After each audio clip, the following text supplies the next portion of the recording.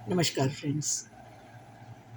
आपने भी ये कहावत सुनी होगी कि यदि कोई व्यक्ति अपना उद्देश्य पूर्ण करने के लिए एक कदम आगे बढ़ाता है और पूरी जद्दोजहद करता है और पूरे प्रयास करता है आगे बढ़ने के, तो संपूर्ण कायनात उसके साथ उसका साथ देती है। इसलिए कि वो खुद अपना साथ देता है, उसके बाद कायनात उसके साथ जुड़ती है। फ्रेंड्स, आपने अपने आसपास भी देखा होगा कि कोई बहुत सामान्य परिस्थितियों में रहने वाला बच्चा या कोई बड़ा या सामान्य घर से रहने होने वाला कोई व्यक्ति बहुत आगे बढ़ जाता है, और कोई डिज़र्व करता है, उसको सारी सुविधाएं हैं घर में और वो टॉपर रहा है, बुद्धि भी बहुत अच्छी है, सब कुछ है, लेकिन वो एक लिमिट के आगे नहीं बढ़ पाता। इसकी क्या वजह है? फ्रेंड्स, दो तरह की प्रतिक्रियाएं होती हैं मनुष्य पर। एक बाहरी प्रतिक्रिया, एक अंदर की प्रतिक्रिया। बाहर की जो प्रतिक्रिया होती है, जो रिएक्शंस होते हैं बाहर के, उनसे यदि हम प्रभावित हो जाते हैं, जो वास्तव में संतुलित नहीं होते, या तो अपनों के बहुत ज़्यादा प्रोत्साहित करने वाली, ज़रूरत से ज़्यादा प्रशंसा करने वाली बातें होती हैं, या फिर ये कहने वाले कि आगे मत बढ़ो, तुम जहाँ हो वहाँ ठीक हो, कोई रिस्क नहीं लेनी चाहिए। इन दोनों ही बातों में कोई संतुलन नहीं रहता, दोनों अतिवादी होती हैं और हम उनके गिरफ्त में आ जाते हैं और हम सोचते हैं कि हाँ, ये सही है। हमारे अंदर एक नेगेटिवनेस का एक ज्वार सा उठता है कि नहीं, ये सही है, ये सही कह रहे हैं। हम डर के शांत हो जाते हैं और हम आगे नहीं बढ़ पाते। आगे वो लोग बढ़ते हैं जो कभी-कभी इन बाहरी प्रतिक्रियाओं को ही चुनौती मान लेते हैं कि अच्छा, ये कह रहे हैं कि हम आगे नहीं बढ़ सकते, या मुझे जो वो व्यक्ति आगे बढ़ रहा है, मेरे साथ प्रतियोगिता में भाग ले रहा है, मैं उससे भी आगे बढ़ के उतरूँगा, और वो अपने मोटिव में जुट जाता है। ये प्रतिक्रियाएं ही मनुष्य को का भविष्य निर्धारित करती हैं कि वो भविष्य में क्या होगा।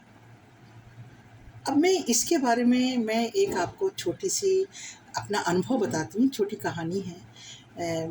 मैं पिछले 2 साल पहले मैं सिंगापुर गई थी।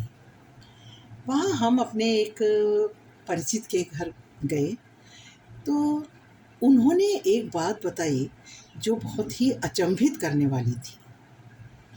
चूँकि वो बचपन में जो उनके बच्चे थे, वो हमारे सामने ही इंडिया में ही पैदा हुए थे, और हमने 4-5 साल की उम्र तक उनको, दोनों बच्चों को, उनके एक बेटा एक बेटी थे, उनको देखा था।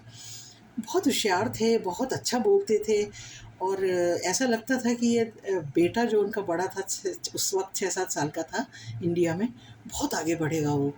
हमें उससे बड़ी अपेक्षाएँ थी। और उन्होंने बताया कि हाँ, ये अभी 17 साल का हो गया है वो बेटा, और यहाँ भी वो बहुत अच्छा कर रहा है। लेकिन उन्होंने बीच में एक कहानी बताई, उसके जो उन पर गुज़रा था, जो वो सुन के हम लोग हतप्रभ रह गए।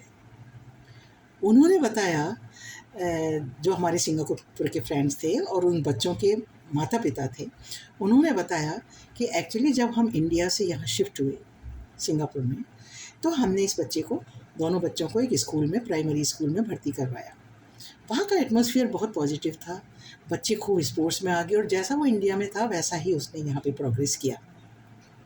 सारे फ्रेंडली रहते थे, सारे टीचर्स, बच्चे अच्छे थे, और काफ़ी उसको मिला प्रोत्साहन।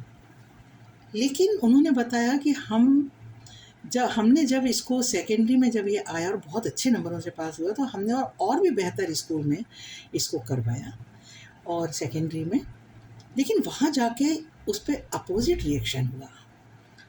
अचानक उसने बोलना कम कर दिया, घर में आके वो ज़्यादा बात नहीं करता था ये। तो उन्होंने बताया कि हम इसके टीचर्स से मिले, सबसे मिले, लेकिन हमें कोई पॉज़िटिव आंसर नहीं मिला उनकी तरफ से। ख़ैर, बच्चा ऐसे ही नर्वस होता गया, उसके नंबर्स कम आने लगे, यहाँ तक हो गया कि बच्चा बोलने में हकलाने लगा। इससे हम लोग बहुत बुरी तरह डर गए। तब हमने एक ऐसे व्यक्ति का हमें पता लगा जो सिंगापुर में ही था, और वो, हालाँकि वो पूरे वर्ल्ड में घूमते रहते थे, लेकिन उस वक़्त लकीली वो सिंगापुर में ही थे, और उनका एक सेंटर, पूरा मोटिवेशन सेंटर उनका सिंगापुर में ही चलता था। हम लोग उनके घर गए, उनके सेंटर पर गए। तो हमें उनके बारे में कुछ ख़ास पता नहीं था सिवाय इसके कि वो भी बच्चों को ये बच्चे या बड़ों को प्रोत्साहित करते हैं, मोटिवेट करते हैं। हम कोई बहुत ज़्यादा उत्साहित तो नहीं थे क्योंकि पहले हमारे जो अनुभव थे वो बहुत अच्छे नहीं रहे थे दिखाने के बच्चे को, लेकिन हम ले गए वहाँ पर। हम लोगों को एक हॉल में बिठाया गया और उस हॉल में एक मंच था, वहाँ पर वो खाली था उस वक़्त। वहाँ पर एक व्यक्ति को व्हीलचेयर पर लाया गया जो करीब 40 या 45 वर्ष के होंगे वो। उन्होंने आते से ही कहा गुड मॉर्निंग और इतना खिलखिलाए, इतना हँसते हुए उन्होंने कहा, इतने उत्साह से लबरेज कि जितने लोग सामने बैठे हुए थे सब मुस्कुराहट उनके चेहरे पर आ गई। फिर उन्होंने कहा कि मैंने आप 4-5 फैमिलीज़ जो बैठी हैं, मैंने आप लोगों के बारे में पढ़ा है और मैं अब आपके बारे में शॉर्ट में जानना भी चाहता हूँ। तो उन्होंने सबसे शॉर्ट में पूछा कि आपकी क्या दिक्कत है, ये वो है। तो सबसे पहले उन्होंने हमारे बेटे से ही कन्वर्सेशन किया, उनसे बातचीत की। सबसे आश्चर्य की बात ये थी कि वो व्यक्ति व्हीलचेयर पर था, उसने आईआईटी पास की हुई थी, लेकिन और बहुत अच्छी जॉब में रहे थे, लेकिन उनको एक लाइलाज बीमारी ने घेर लिया था, जिसे सेरेब्रल पैल्सी कहा जाता है, जो मस्कुलर की डिज़ीज़ होती है, जिसमें मसल्स बहुत वीक हो जाती हैं और बॉडी ग्रोथ करना बंद कर देती है, यहाँ तक कि जैसे-जैसे बड़े होते जाते हैं वो लोग, वो बोलना तक उनका स्पष्ट नहीं हो पाता, चलना-फिरना तो बहुत दूर की बात है। जैसे-जैसे उम्र बढ़ती है वो और ख़राब हालत उनकी होती जाती है। वो व्यक्ति मोटिवेशन सेंटर चला रहा था। जब उन्होंने बताया हमारे मित्र ने कि जब उन्होंने हमारे बेटे से पूछा उसकी प्रॉब्लम और उसने बताया कि मैं इस तरह से नर्वस हो जाता हूँ और मुझे लगता है कि अब तो मैं बोल भी नहीं पाता ठीक से और ये, तब उन्होंने कहा कि तुम्हें मुझे देख के क्या लगता है? तो उन्होंने बताया कि हमारा बेटा चुप रहा उस वक़्त।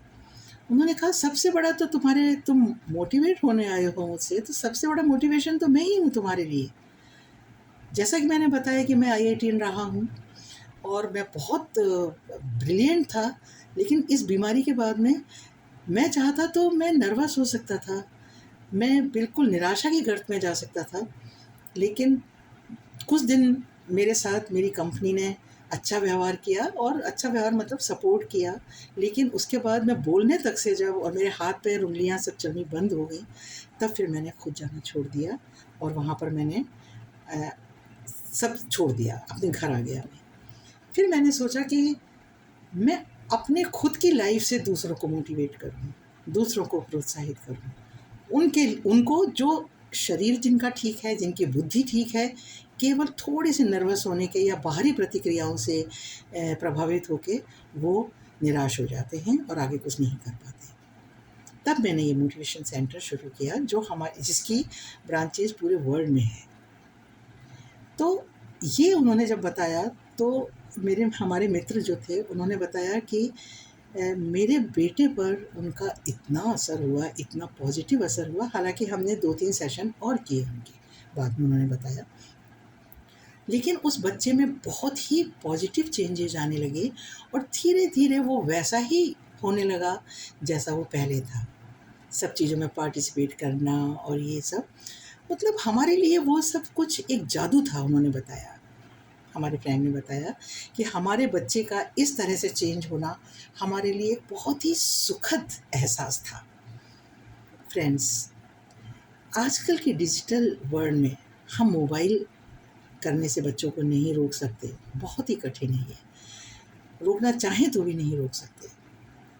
और हम ये भी जानते हैं कि हर चीज़ का जितना पॉजिटिव असर होता है उसका उतनी नेगेटिव चीज़ें भी होती हैं।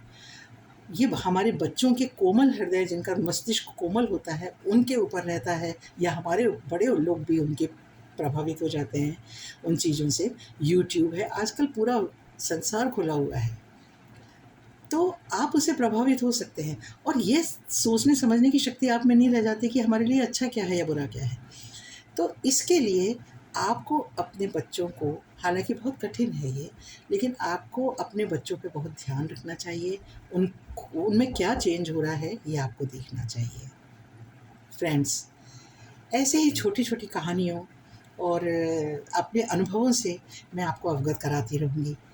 आप ज़रूर सुनिए, मुझे लगता है कि आपके बच्चे यदि छोटे हैं या पढ़ रहे हैं, उनके लिए भी बहुत ज़्यादा ये कीमती राय होगी। अभी के लिए बस इतना ही, इजाज़त दीजिए। नमस्कार।